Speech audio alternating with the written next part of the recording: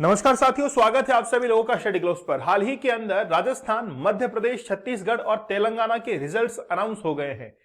किसी एग्जाम के रिजल्ट इतने जल्दी अनाउंस नहीं होते जितने नेताओं के इलेक्शंस के रिजल्ट अनाउंस होते हैं। ये बड़ी विडंबना है।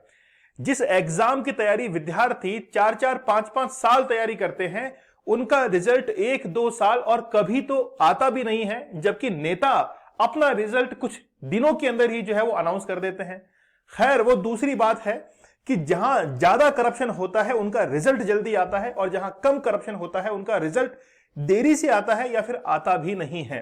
जो रिजल्ट की ज्यादा ताक में बैठते हैं विद्यार्थी, उनका रिजल्ट वो बड़ा गड़बड़ाया हुआ होता है। खैर चलिए, दूसरी तरफ हम लोग बात करेंगे कि आखिरकार एक बड़ा गठबंधन इंडिया अलायंस, जो कि बहुत उम्मीदों के साथ में बनाया गया था कि हम लोग बीजेपी के विरोध के अंदर खड़े होंगे और अपने आप को साबित करेंगे, क्या हुआ है, कौन सी दीमक वो इनको खा गई है। आज हम लोग जिक्र करेंगे कि इतना बड़ा संगठन होने के बावजूद आज इतने बड़े स्टेट्स के अंदर भी ये अलायंस काम नहीं कर पा रहा है और कांग्रेस जैसी बड़ी पार्टी इनके अंदर क्यों हार गई है, हम लोग आज जिक्र करने वाले हैं। देखेंगे कि इंडिया जो अलायंस है, इसकी सबसे बड़ी कमजोर कड़ी कौन सी है, इसके बारे में हम लोग जिक्र करेंगे और आखिरकार उस कड़ी को ढूंढने की कोशिश करेंगे। उस कड़ी को अगर दूर किया जाए तो वाकई में यह अलायंस जबरदस्त काम कर सकता है। लेकिन खैर, अपने गिरबान में झांककर कोई देखना नहीं चाहता है। यह हमेशा टटोलते हैं कि दूसरे की गिरबान पर कितना मैल लगा हुआ है, उसको कैसे धोया जाए। खुद की गिरबान का मैल नजर नहीं आ रहा है। तो चलिए शुरुआत करते हैं हम लोग आज के सेशन की।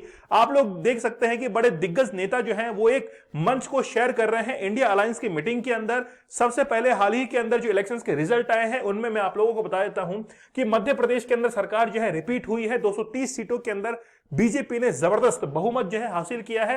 राजस्थान की बात करें, राजस्थान का इतिहास ऐसा है कि सरकार हर 5 साल के अंदर बदलती है, चाहे आपने कितना भी जबरदस्त काम क्यों नहीं किया हो, लेकिन यहां पर सरकारें बदलती हुई आई हैं। राजस्थान के अंदर चिरंजीवी योजना, बहुत सारी योजनाएं वो काम कर रही थी। नए जिलों का गठन किया गया यहां पर, लेकिन फिर भी कांग्रेस गवर्नमेंट ना बनकर यहां पर बीजेपी की गवर्नमेंट बनती है। इसके बाद में तेलंगाना की बात करें तो यहां पर थोड़ी सी लाज वो बचाई है कांग्रेस ने। 119 सीट्स में से 64 सीट तेलंगाना के पास में कांग्रेस के पास में आई है, जिससे कांग्रेस की गवर्नमेंट यहां पे बन रही है। छत्तीसगढ़ के अंदर भी बीजेपी गवर्नमेंट वो आ गई है। अब देखिए यहां पर क्या हुआ है कि मध्य प्रदेश, छत्तीसगढ़, राजस्थान बीजेपी गवर्नमेंट आई है, जबकि तेलंगाना के अंदर कांग्रेस की गवर्नमेंट है। अब 4 महीने वो लोकसभा के इलेक्शंस को बाकी रह गए हैं।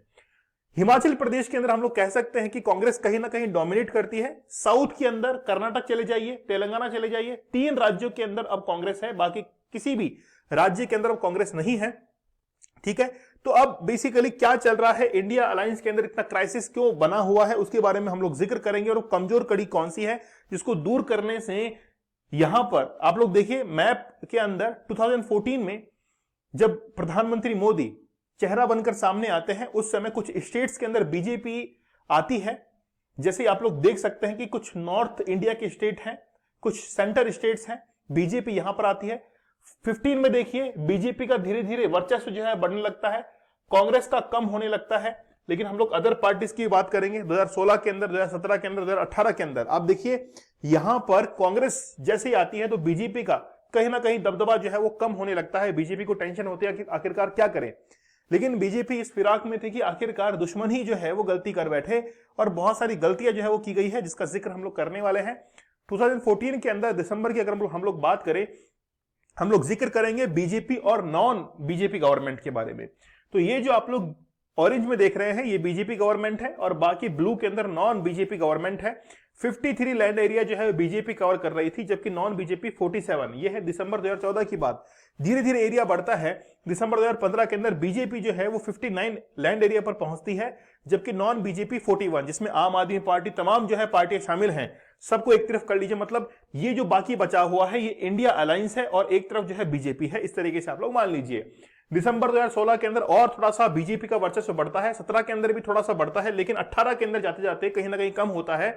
22 और 23 की बात करें तो अगस्त 2022 के अंदर बीजेपी 50% लैंड एरिया पर कवर कर रही थी। ये जबरदस्त चौंकाने वाले आंकड़े थे 2022 के अंदर, अगस्त 2022 में। इस समय अगर नॉन बीजेपी मतलब इंडिया अलायंस अगर संभल सकता था तो लेकिन उस समय तो गठन हुआ ही नहीं था, लेकिन नॉन बीजेपी जितनी भी पार्टीज थी उनके पास में संभलने का मौका इस समय था, लेकिन वो संभले नहीं। 2023 के अंदर मई के अंदर कहीं ना कहीं थोड़ा सा वर्चस्व कम हुआ बीजेपी का। लेकिन लेडीज एंड जेंटलमैन, अब बात करते हैं 2023 की। दिसंबर 2023 के अंदर क्या होता है कि बीजेपी देखिए किस तरीके से डोमिनेट करती है, और हाल ही के अंदर राजस्थान, मध्य प्रदेश, छत्तीसगढ़ और तेलंगाना को छोड़ दीजिए, बाकी जो है बीजेपी यहां शासन में आती है। लेकिन बात करेंगे कि आखिरकार हुआ क्या है इंडिया अलायंस के बारे में। बीजेपी को छोड़कर तमाम जितने भी बड़े बड़े दिग्गज लीडर हैं वो इसके अंदर शामिल हो गए हैं। एक एक की हम लोग बात लेंगे, खैर खबर लेंगे, लेकिन उससे पहले इंडिया अलायंस के बारे में आप लोग को बता देता हूं। बीजेपी को छोड़कर तमाम इंडियन नेशनल कांग्रेस, तमाम डीएमके, ये सारी आम आदमी पार्टी, सब जो है लगभग 26 पार्टीज मिलकर, और इनके कैंडिडेट है 142, ये सभी मिलकर इंडिया अलायंस को बनाते हैं। और इसका गठन 18 जुलाई 2023 को किया जाता है, जिसके अंदर एक फ्लैग जो है ये भी डिजाइन किया जाता है। इसमें कुल 28 पार्टियां शामिल हो चुकी हैं। इन सबको मिलाकर लोकसभा सीट्स इनके पास में है 543 में से 142, राज्यसभा सीट है 245 में से 98, ठीक है। स्टेट लेजिस्लेचर यानी कि जो एमएलएज हैं इनके, वो है टोटल 4036 में से 1641, ठीक है। इसके साथ में स्टेट लेजिस्लेटिव काउंसिल्स जो है वहां पर कुल 423 सीट है, उनमें से 120 सीट जो है वो इंडिया अलायंस के पास में है। तो ये आंकड़े जो है वो आप लोग यहां पर देख सकते हैं। लेकिन इस अलायंस के अंदर क्या चल रहा है वो सुनिएगा आप लोग कि आखिरकार चल क्या रहा है। देखिए सुनिएगा गलती कहां की जा रही है। सबसे पहले हम लोग बात कर लेते हैं ममता बनर्जी की, तृणमूल कांग्रेस की। टीएमसी ये चाहती है कि पश्चिम बंगाल के अंदर अगर इलेक्शंस लड़े जाएं तो वहां पर तो टीएमसी लड़े, तृणमूल कांग्रेस लड़े, लेकिन दूसरे स्टेट्स के अंदर इंडिया अलायंस वो सीट वहां पर जीत कर लेके आए। गलती क्या है? गलती एक ये भी हो सकती है, कमजोर कड़ी ये हो सकती है कि अगर तृणमूल कांग्रेस जो कि पश्चिम बंगाल के अंदर इलेक्शन लड़ रही है वहां पर इंडिया अलायंस क्यों एंट्री नहीं कर सकता है? क्या ममता बनर्जी अपने एरिया को इंडिया अलायंस के लिए छोड़ने के लिए तैयार है? अपना जो रीजनल एरिया है उसको ये सभी लोग बाड़ेबंदी किए हुए हैं। अरविंद केजरीवाल से पूछा जाए कि भाई इंडिया अलायंस को क्या दिल्ली में चुनाव लड़वाया जाए एक पार्टी के तौर पर, ये मना कर देंगे कि नहीं नहीं वहां पे तो आम आदमी पार्टी ही चुनाव लड़ेगी। नीतीश कुमार की बात कर लें तो नीतीश कुमार जो है उनसे पूछा जाए कि क्या बिहार के अंदर आप इंडिया अलायंस को एंट्री देंगे, मना कर देंगे कि नहीं नहीं यहां पर तो जो है वो नीतीश कुमार ही। अच्छा एक बात और है, ये तमाम चेहरे जो देख रहे हैं आप लोग, ये तमाम चेहरे प्रधानमंत्री बनना चाहते हैं। एक प्रॉब्लम ये भी है इनके साथ में, तमाम चेहरे जो है प्रधानमंत्री बनना चाहते हैं, हर कोई जो है वो प्रधानमंत्री बनने का सपना देख रहा है। अच्छा एक चीज और कमजोर कड़ी के बारे में, जो इंडिया अलायंस को लीड कर रहा है जो पार्टी कांग्रेस, वही अपनी सीट जो है वो दूसरे राज्य के अंदर गंवा देती है। आप सोचकर देखिए कि जो आपका नेता है, जब नेता को साबित करने की बारी आती है तो वो अपने आप को साबित नहीं कर पाता है, तो उसके साथ में जाएंगे क्यों? 6 दिसंबर 2023 को मीटिंग होने जा रही है इंडिया अलायंस की। वहां पर ये जो तमाम व्यक्ति हैं इनकी पार्टीज उसके अंदर रुझान नहीं लेकर आ रही हैं। कोई इनमें उत्सुकता नहीं है कि हम लोग 6 दिसंबर को होने वाले मीटिंग के अंदर पार्टिसिपेट करें। क्यों? क्योंकि सब जो है वो अपने क्षेत्रीय रीजनल जितने भी मुद्दे हैं उनसे जुड़े हुए हैं। जैसे देखिए हम लोग जब कभी भी राष्ट्रवाद के बारे में बात करते हैं, पैट्रियटिज्म के बारे में बात करते हैं, तो हमेशा पूरे देश के बारे में बात की जाती है, कभी भी किसी रीजनल एरिया के बारे में बात नहीं की जाती है। अगर मान लीजिए कि मैं राजस्थान से बिलोंग करता हूं तो मैं राजस्थानी बाद में हूं, पहले जो है वो भारतीय हूं। लेकिन इनके साथ में प्रॉब्लम क्या है, ये पहले जो है वो अपने आप को अपने आप को जो है वो बिहारी घोषित करते हैं, बाद में भारतीय घोषित करते हैं। तो आपका जो रीजनल एरिया है उसको आप अपने आप ही लिमिट करते जा रहे हैं। तो कांग्रेस पार्टी जो है उसकी सबसे बड़ी प्रॉब्लम यह है कि वो जीत नहीं पा रही है, और दूसरे लोग इनको ये कह रहे हैं कि भाई आप हमको लीड कर रहे हैं ना, कम से कम आप तो जीत के दिखाइए। ये सबसे बड़ी कमजोर कड़ी इनके पास में अब जो है वो होती हुई दिखाई दे रही है। ये कमजोर कड़ी कब दूर हो पाती है, इसके लिए बहुत सारा इनको जतन और प्रयत्न जो है वो करना पड़ेगा, तब जाकर कांग्रेस जो है वो खड़ी हो पाएगी। दूसरी प्रॉब्लम क्या है कि इनके पास में मुद्दे नहीं है किसी चीज को पॉइंट आउट करने के लिए। जैसे मैं आप लोग को बताऊं, राजस्थान के अंदर जब मोदी जी आते हैं प्रचार करने के लिए तो वो कहते हैं कि डबल इंजन की सरकार है, एक तरफ गहलोत है और दूसरी तरफ सचिन पायलट है। यानी कि मतलब एक ही पार्टी के अंदर दो अलग अलग जो है वो लोग खड़े हो चुके हैं मुख्यमंत्री बनने के दावेदार। तो एक ही सरकार के अंदर डबल इंजन चल रहा है, समझ रहे हैं आप लोग। ऐसे ये जो जुमले हैं इनके पीछे बहुत सारे वोट जो हैं वो डाइवर्ट हो जाते हैं और इनके पास में सबके अपने अपने मुद्दे हैं। सब चाहते हैं कि मेरे स्टेट के अंदर मैं ही जो है वो सरकार चलाऊं। एक इंडिया, अब देखिए यहां पर एमपी के अंदर चुनाव हुए, तो एमपी के अंदर जब चुनाव हुए तो इंडिया अलायंस वहां पर उतरनी चाहिए थी, नहीं उतरी ना। राजस्थान के अंदर नहीं उतरी, मतलब ये सब अपना अपना रीजनल एरिया कवर करना चाह रहे हैं। जबकि इंडिया अलायंस, अगर मान लीजिए पूछा जाए ममता बनर्जी से, भाई क्या आप अपना स्टेट छोड़ेंगे, वहां पर इंडिया अलायंस जो है वहां के दावेदार लेकर आइए, लेकिन ऐसा कुछ भी नहीं हुआ।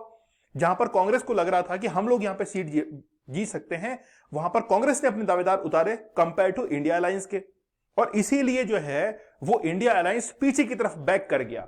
सभी लोग अपनी अपनी इज्जत बचाने की कोशिश कर रहे हैं कि मैं कैसे भी करके अपना स्टेट बचा लूं, बस ये सबसे कमजोर कड़ी है। एकजुटता इनके अंदर दिखाई नहीं दे रही है। इसीलिए ये जो मीटिंग्स वगैरह हो रही है इंडिया अलायंस की, उसके अंदर किसी का रुझान दिखाई नहीं दे रहा है। और हो सकता है कि धीरे धीरे ये गुट जो है वो खत्म ही हो जाए। ऐसे कयास लगाए जा रहे हैं कि अब जो है ये गुट धीरे धीरे खत्म होने की कगार पर आ जाएगा, क्योंकि इतना बड़ा ग्रुप, कहते हैं कि धंधा जो है ना, बिजनेस साझेदार जो होते हैं वो कभी भी बिजनेस बहुत आगे नहीं बढ़ता है। एलोन मस्क इसलिए आगे बढ़ रहे हैं क्योंकि अकेले उस चीज को चला रहे हैं। ठीक है, अश्नीर ग्रोवर जो कि पहले किसी दूसरी फर्म के साथ में थे और फिर जब अकेले निकले तो बहुत आगे बढ़ गए, है ना। तो इसीलिए इन लोगों के साथ में सबसे बड़ी प्रॉब्लम यह है कि सब अपने बारे में सोच रहे हैं, पूरे अलायंस के बारे में नहीं सोच रहे हैं। आप हमारे साइकोलॉजी के कोर्स के साथ में जुड़ सकते हैं। डॉक्टर मयूरिका दास के द्वारा इस कोर्स को डिजाइन किया गया है। एक कोर्स हमारा और शुरू हुआ है लिमिटलेस लीडरशिप के कोर्स के साथ में, आप उसके साथ में भी जुड़िएगा। ठीक है, आपको डिस्काउंटेड प्राइस में वो अवेलेबल हो जाएगा। टेलीग्राम चैनल दीपक इंदौरा ऑफिशियल से आप लोग कनेक्ट हो जाइए। यहां पर आपको करंट अफेयर की पीडीएफ तो मिलेगी ही, साथ में कुछ डिटेल्स जो है न्यूज की वो हम लोग यहां पर आप लोगों को रूबरू करवाते रहेंगे। तो चलिए मिलते हैं आप लोगों से अगले सेशन में। तब तक के लिए धन्यवाद, थैंक यू, जय हिंद।